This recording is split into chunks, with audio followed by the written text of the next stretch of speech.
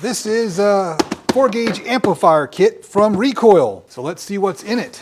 17 feet of power wire, 3 feet of ground wire, 20-foot remote wire, 30 foot of 16-gauge cable, got a 2-channel RCA, installed one of these in a buddy's car a while back. This is the fuse holder. It is an A&L fuse. Comes with a 120 amp mounted in the fuse holder. And I'm gonna pop this fuse off because I wanna show you something. It has a spot for a mini A&L fuse. And in here you can see where the wire goes. There is, of course, a piece of plastic in there. In addition to that piece of plastic, there's a bushing. So you can pop that bushing out and you can fit a 0-gauge wire in there. Speaker wire. This feels like nice PVC wire, red and black. I'm a big believer in just simple red and black speaker wire. Got some RCA wires that are covered with TechFlex. So that's nice. You want twisted pair RCAs. Twisted pair wire will reject noise. 3 feet of ground wire. And check this out. Ground wire already has crimped on, shrink wrapped on a terminal. So that saves a step. Power wire. It is copper wire. It does not appear to be tinned. If it were tinned, you would see a little bit of copper kind of poking out from the end and everything would look silver. Once again, got a terminal crimped on, remote wire. It's usually blue. This is a clear jacket. Bag of goodies. Let's crack open the bag of goodies and see what we got. The bag of goodies has some zip ties. I've never had an amp kit that had enough zip ties to get the job done. You will need to go buy some more zip ties. Got some shrink wrap. We have these that slip over and don't shrink wrap for the positive and the negative. Got a firewall grommet. Definitely something you need in your amp kit. Got a pair of these crimp-on terminals. What I like about these is they're not the split terminals. The split terminals always crimp ugly. I don't like them. Got some connectors. If you've got a subwoofer that doesn't have push-on terminals, that's what you want. We've got a self-tapping bolt. That's for your ground. The self-tapping bolt is almost too small for the ground lug that they provide, but it does have a washer. You'll absolutely need the washer. A couple of butt connectors, got some spade connectors, 4 of them, 3 different fuses. I haven't seen a lot of amp kits that come with multiple fuses, 80, 100, and 120. I got me some calipers here, and I'm gonna measure the outside of the wire, and it is 9 millimeters. 9.22 that way, 9.2, so a little more than 9 millimeters. So we got 9 millimeter thick wire, including the jacket.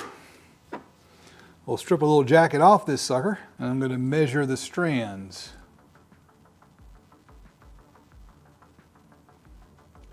I'm coming up with about 6 millimeters.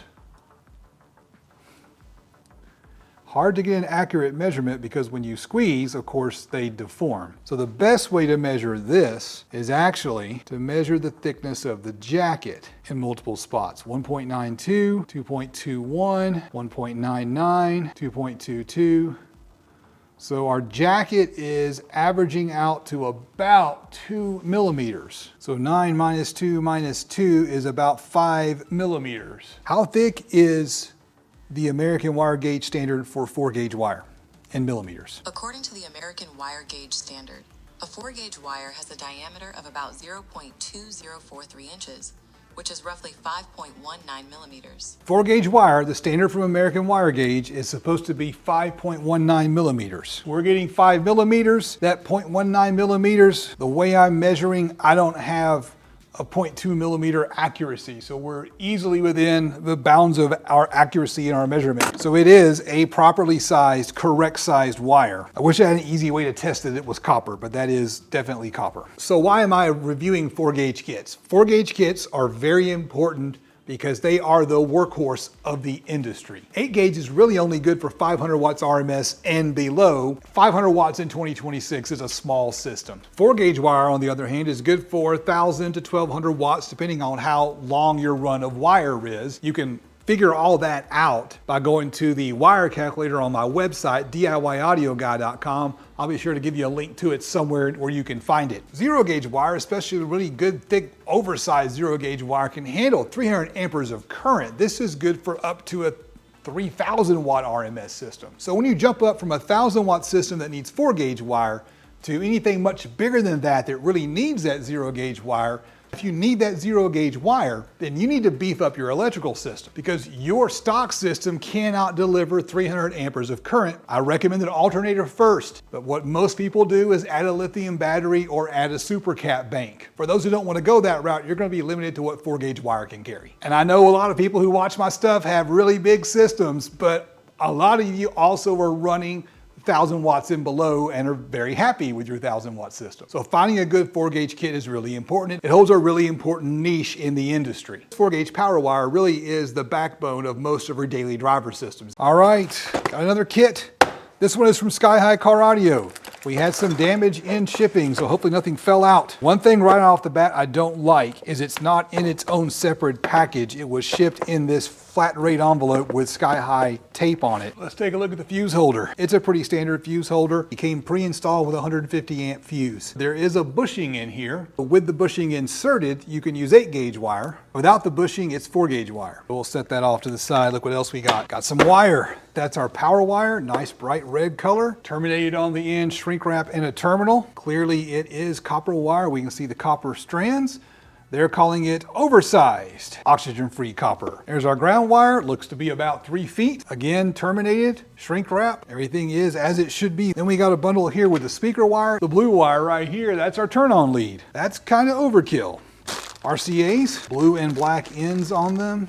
18 feet of RCA cable. This looks to be twisted pair. Bag of goodies. Look at all that big pile of zip ties. I always say they never give you enough zip ties in amp kits, but I've never seen that many zip ties in an amp kit. So kudos to Sky High for throwing in a healthy number. Got a wire ferrule for the turn-on lead. That's cool. You don't see that in most amp kits. Got a piece of shrink wrap labeled remote. Some positive and negative black and red heat shrink. We have 2 firewall grommets. Got a couple of wire ferrules. I like that.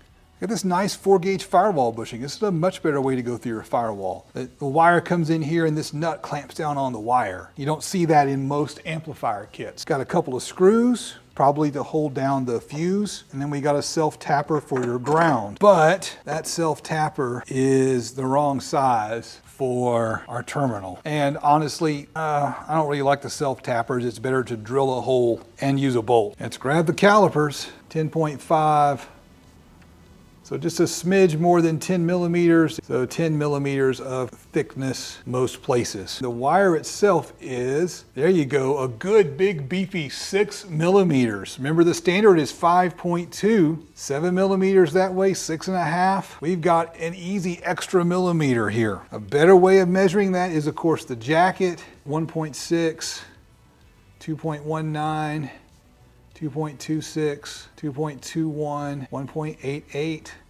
So we're talking about a 2 millimeter thick jacket. So our 10 millimeter outer wall minus 2 sides of a 2 millimeter jacket puts us at 6 millimeters. So measuring it 2 different ways, we get around 6 millimeters. So it is indeed, like it says on the packaging, oversized. It is bigger than 4 gauge. Before we move on to the next kit, I want to talk about these power wire sizes and tell you a little bit about where they come from, how we get these different sizes. So this is a big thick piece of 0 gauge wire. Here's some 4 gauge wire right here and it's smaller. This is a piece of 8 gauge wire. So as the number gets bigger, the wire gets smaller, which makes no sense because a bigger number is bigger than a smaller number. Why is it that way? Here to go with it is some 14 gauge wire. And you can see it's considerably smaller than the 8 gauge, which is smaller than the 4, which is smaller than the 0. If you jump in the Wayback Machine and go back in time to when society was beginning to industrialize and we needed wire for all kinds of purposes, people had to make that wire and they had to make it with tools that were much more primitive than the big factories that crank out the modern wire that we have today. And so what you would have to do is you have to take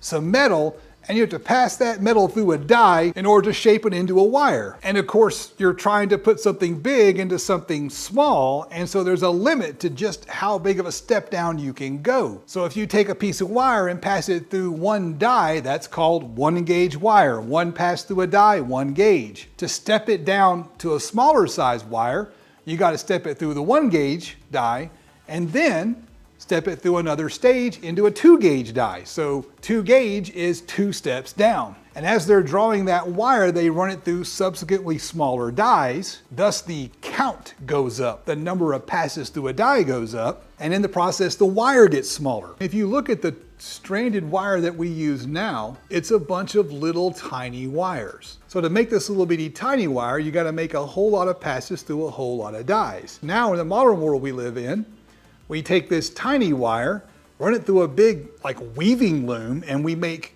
cable out of it and wrap wires together to get our bigger power wire. And because it's a bunch of tiny wires wrapped together, we should probably call it cable and not wire. And we still use that American wire gauge standard to size our wire. If we didn't start off in that world where we had to pass the wire through smaller and smaller dies to make it, if we just woke up today and we're gonna size the wire, we would size it probably in millimeters. Down for sound amp kit, 4-gauge amp kit. This one's in a Ziploc bag. If I can get the Ziploc bag open, we'll test it out. First thing that falls out of the bundle is the fuse. Looks to be the same style fuse holder as the one I just opened up. It's got a 120 amp fuse in it. Just like the other one, there's a grommet in here that you can pop out to stick 8-gauge wire in this thing. So it's a 4/8-gauge wire fuse holder for a mini A&L fuse. Let's open up the bag of goodies. Got some zip ties. You're gonna want more zip ties so your install will look better. Got some branded heat shrink. That is color matched to the wire. Got a fork terminal and a ring terminal 4-gauge. This one has the split ring on it, as does this one. I don't like that style because the crimps tend to look ugly. Got some fork terminals, 1, 2, 3, 4, 5. So 2 for speaker connections to the amplifier, 1 for your remote turn on. Firewall grommet. Got to have the firewall grommet. That's a necessary safety feature. And of course we have ample color coded little pieces of plastic to slip over your speaker wire connections. RCA wires. I like the feel. This is that PVC outer shell. It's twisted pair. Again, you want twisted pair. Got some ground wire, 3 feet of ground wire. And this is silver tinned oxygen-free copper. You can tell because it looks like it's not copper, but you can see copper poking through on the end. Ground wire is terminated in a fork terminal. We got speaker wire, 2 different colors so it's easy to see. There is your blue turn-on lead wire. Here is our power wire, terminated, color-coordinated heat shrink Tech Flex. Let's measure it with the caliper. 9.79, 10.56, 9.95, 10.13. So averaging out to really close to 10 millimeters. If you look at it from the right angle, you can see glimpses of the copper. So this is a tinned oxygen-free copper. Tinned oxygen-free copper is better because it is more corrosion resistant. We're looking for 5 millimeters, 5.5, 6 that way, 6. Measuring the jacket is 2 millimeters. 10 millimeters of wire minus 2 walls of our 2 millimeter jacket.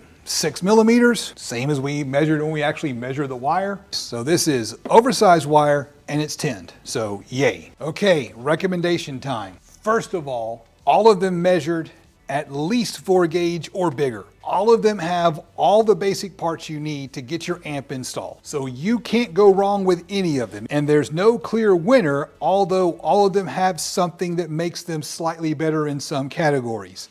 The best wire is the Down for Sound wire, and the Down for Sound kit is the cheapest kit. The Sky High kit and the Recoil kit, best I recall, were about the same price, but the Sky High kit has slightly thicker wire than the Recoil kit, and it has a better accessory package. It's got more zip ties, it's got the wire ferrules, and more and better grommets. So that's nice. The Recoil kit has the better fuse holder. And it's the only kit that comes with multiple size fuses so you can more accurately size your fuse for your application. Which one do you buy? Whichever one you want. You're not gonna go wrong. I'll be sure to give you links to all of these kits in the video description. Oh, by the way, if you buy from Sky High, I've got a discount code with Sky High. It's DIYaudio. That's gonna make both the Down for Sound and the Sky High kit cheaper than the Recoil. Now you do have to spend $100 to get free shipping at Down for Sound. So really, ultimately, the ones you pick is gonna be a function of where you bought your amplifier. Before I go, I need to say thank you to all of my patrons with a big bonus shout out to $25 and up patrons, Jonathan, Timothy, Joe, and Bo. I'm Justin, this is the DIY Audio Guy YouTube channel, and I will see you on the next adventure.